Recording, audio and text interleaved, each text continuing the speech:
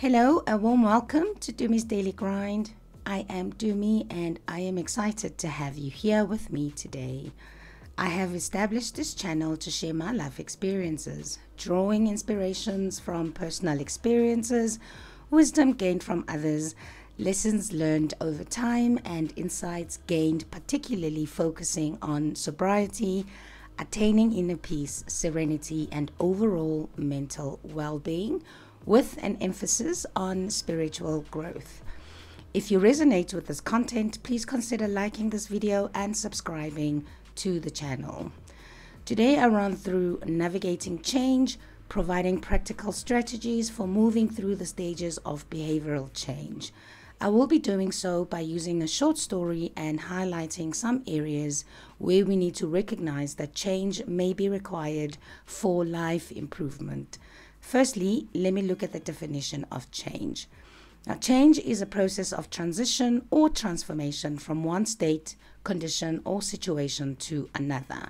It involves altering or modifying something, whether it be a behavior, a belief, or circumstances, or a physical entity, to bring about a different outcome or a different result. Change can manifest in various forms such as behavioral change, which involves modifying one's actions, habits, or patterns of behavior. It may entail adopting new behaviors, discontinuing harmful habits, or improving existing practices to achieve a desired goal or outcome. Cognitive change refers to the transformation of one's thoughts, beliefs, attitudes, or perspective. It often involves challenging and restructuring cognitive patterns to promote greater understanding, insight, or clarity. Emotional change involves the regulation, expression, or management of one's emotions. It may entail developing emotional intelligence, coping with difficult emotions, or cultivating positive emotional states. There are other types of change, such as social change and environmental change, which at the moment are not really a concern for us. Change can be initiated either voluntarily or involuntarily, and it can occur gradually or abruptly. It often requires effort, intentionality, and adaptation as individuals navigate the complexities of transition and adjustment. So then, let's look at why is it necessary for us to embark on change. Well, change is an inherent and inevitable aspect of life. It provides opportunities for growth, for learning and evolution, enabling us as individuals to adapt to new circumstances, to overcome challenges that we may face, and to strive towards desired outcomes. Embracing change with openness, resilience, and willingness to learn can lead to personal development, empowerment, and the realization of one's full potential. In any case, avoiding change is futile, as change is inevitable, whether you like it or you don't. So let me give you a few models that can be applied to behavioral change specifically, as here I talk about mental health, personal and spiritual growth, and I am learning. In any case, avoiding change is futile.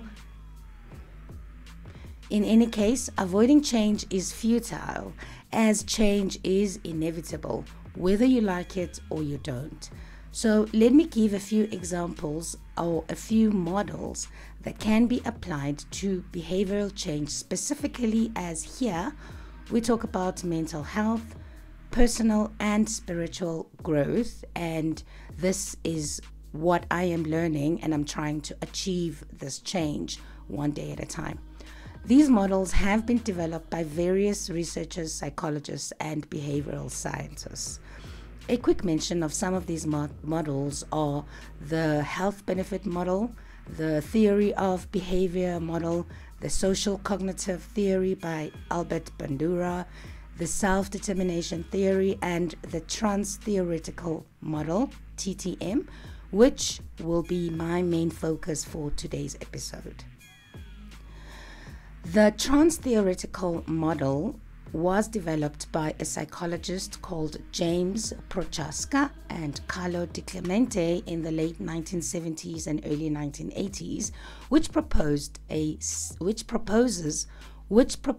a staged model of behavioral change, highlighting the cyclical nature of behavior change and the importance of readiness, motivation, and self-efficacy.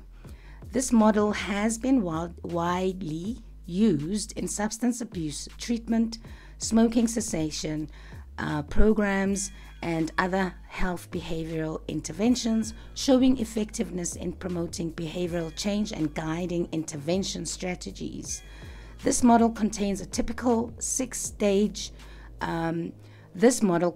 typically 6 stages, starting with the pre-contemplation stage, where individuals in the stage are not yet considering change and may be unaware of the need to change, possibly exhibiting resistance, denial, or lack of awareness regarding the negative consequences of their behaviors.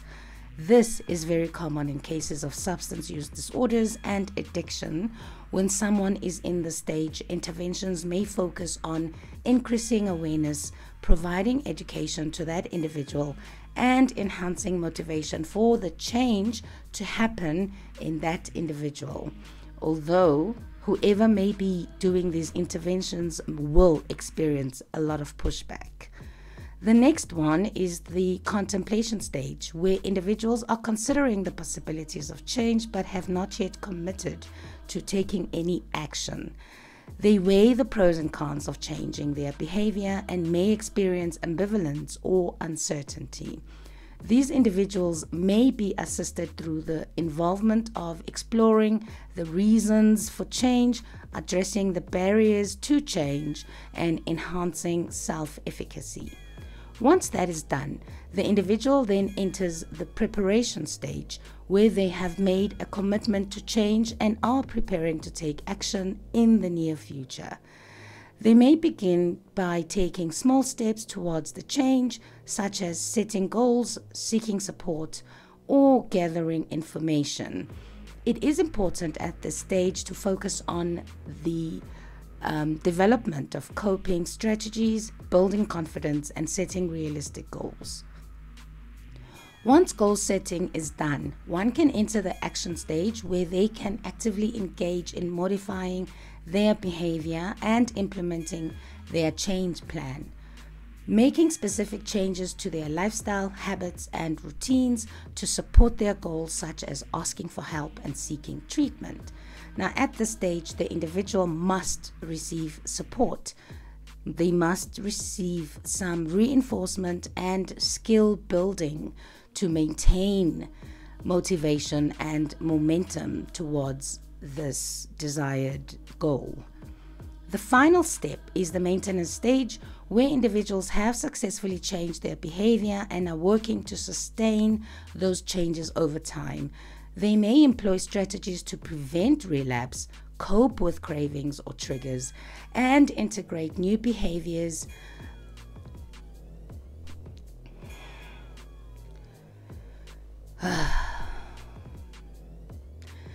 They may employ strategies to prevent relapse, cope with cravings or triggers, and integrate new behaviors into their daily lives.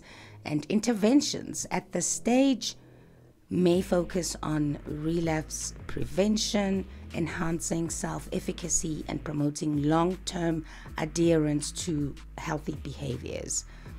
Now, for some, relapse is a possibility, and we have to speak about it.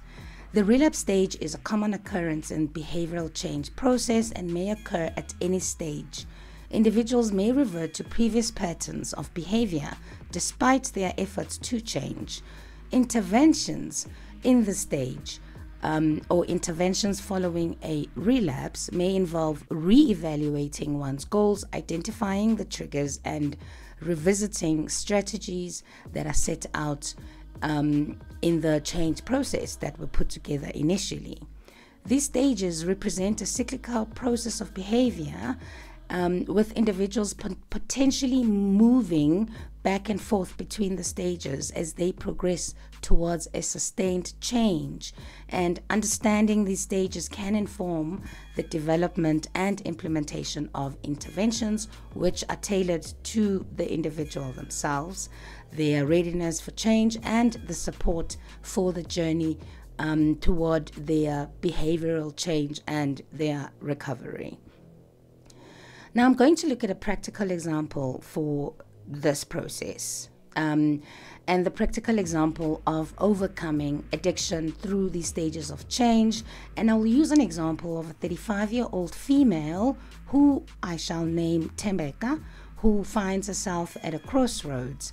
Now, for years, she has struggled with alcohol addiction, but now she realizes that she couldn't continue living this way. Her health was deteriorating, her relationships were strained, and she knew deep down that something needed to be changed. Tembeka's journey began in a pre-contemplation stage, which was mentioned before, and despite the mounting evidence of negative consequences of her alcohol use, she remained in denial, convinced that she didn't have a problem. It wasn't until her closest friend, Gilebogile, sat her down for a heart-to-heart conversation that Tembekile began to consider the possibility of changing.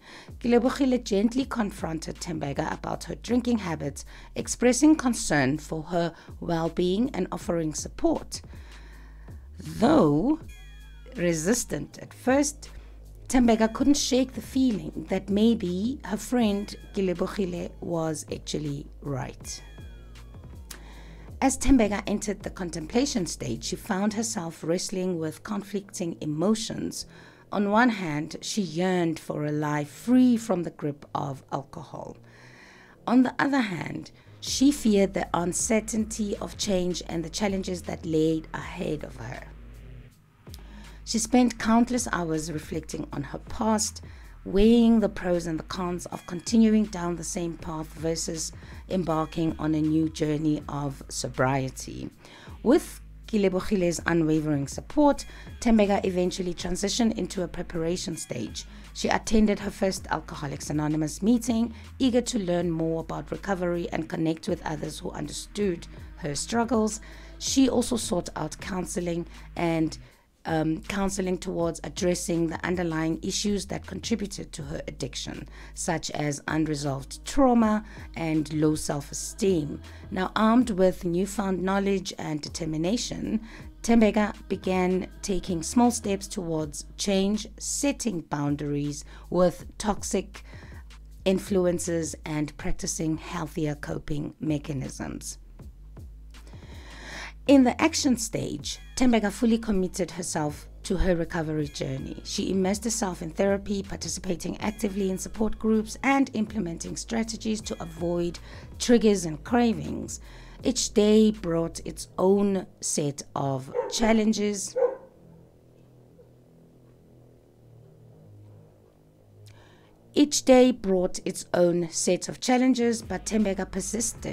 But Tembeka persisted, drawing strength from her support networks and newfound sense of purpose.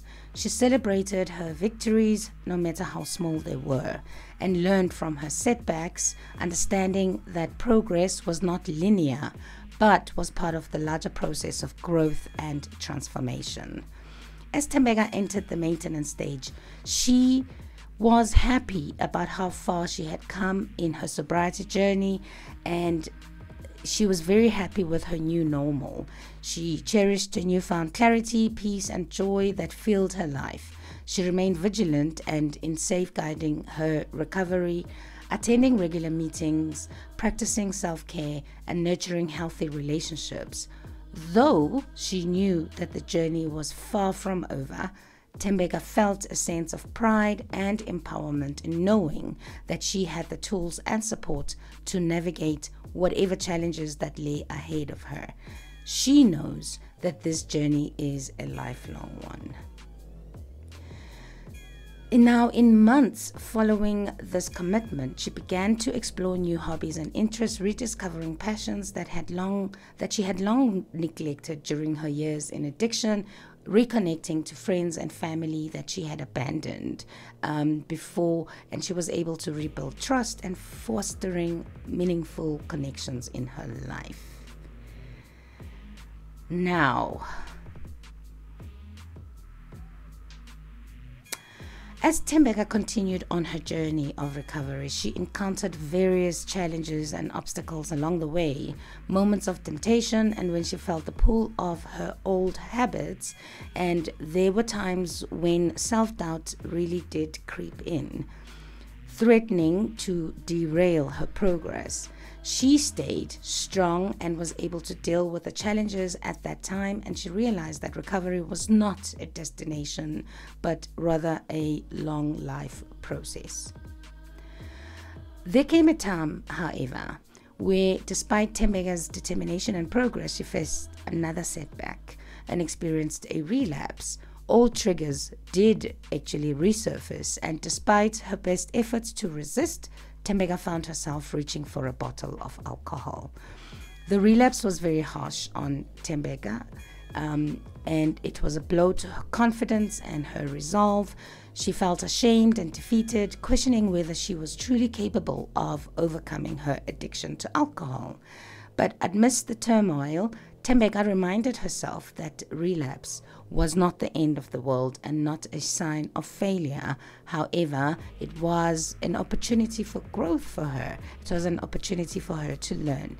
This helped her to work on the guilt and shame that she felt, and it gave her the courage to reach out to her support network, her therapist and her friends, and asking them for guidance as to how to deal with the relapse that she was experiencing.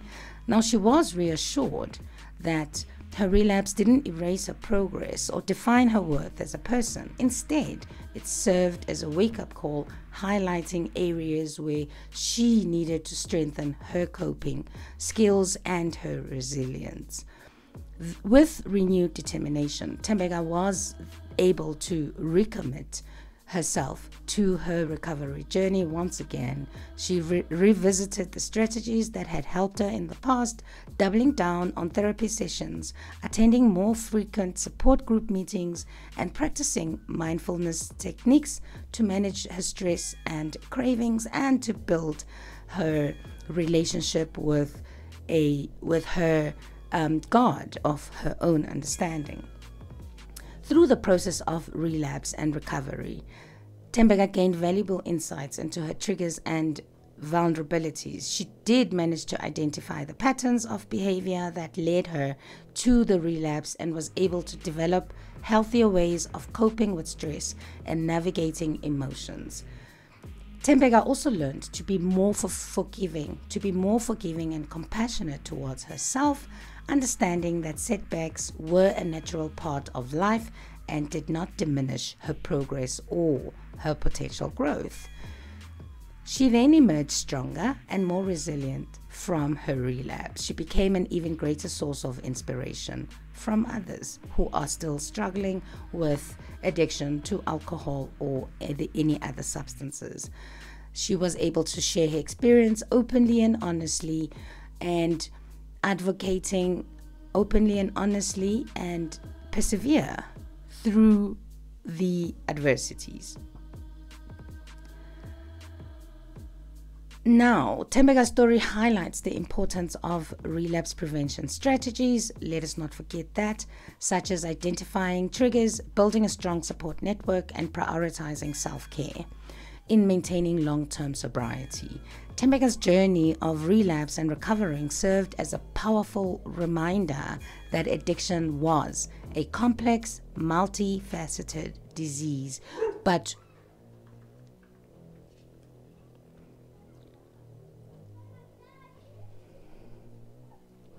Tembeka's journey of relapse and recovery served as a powerful reminder that addiction was a complex and multifaceted disease, but with dedication, resilience, and support, it was possible to overcome even the most challenging obstacles and build a life of health, happiness, and fulfillment. Tembega's journey exemplifies the stages of change outlined in the beginning within the trans-theoretical model of behavioral change, from the initial denial and resistance in the pre-contemplation stage to the moments of self-reflection and ambivalence in the contemplation stage. Tembega navigated through the various phases with courage and determination. Tembega transitioned into the preparation stage, where she took concrete steps towards her recovery by seeking professional help. And in the action stage, she fully committed herself to change, embracing therapy, implementing coping strategies, and confronting her addiction head-on. As Tembega entered the maintenance stage, she demonstrated resilience in the face of challenges and setbacks, continuously learning and growing from her experiences. Even when she encountered a relapse, Tembega remained steadfast in her determination to overcome her addiction, utilizing the skills and support systems that she had cultivated along the way. Through her journey of relapse and recovery, Tembega emerged stronger, more self-aware, and more empowered than ever before. Her story does serve as a beacon of hope for anyone struggling with addiction, illustrating that change is possible at any stage of the journey, and that the setbacks are not the end, but rather an opportunity for growth and renewal. Tembega's transformation is a testament to the power of the stages of change in facilitating lasting behavioral change and in achieving sustained recovery. By embracing the principles of self-awareness, determination, and resilience, Tembega not only conquered her addiction but also reclaimed her life, inspiring others to embark on their paths of healing and transformation. Thank you so much for joining me for this episode, and this is an example of what some of us go through, and I hope it serves as encouragement to you if you are in the contemplation stage or any of the other stages of change. Change has to be embraced, and it takes a lot of courage to start that journey. But once the step has been taken, then the road becomes easier.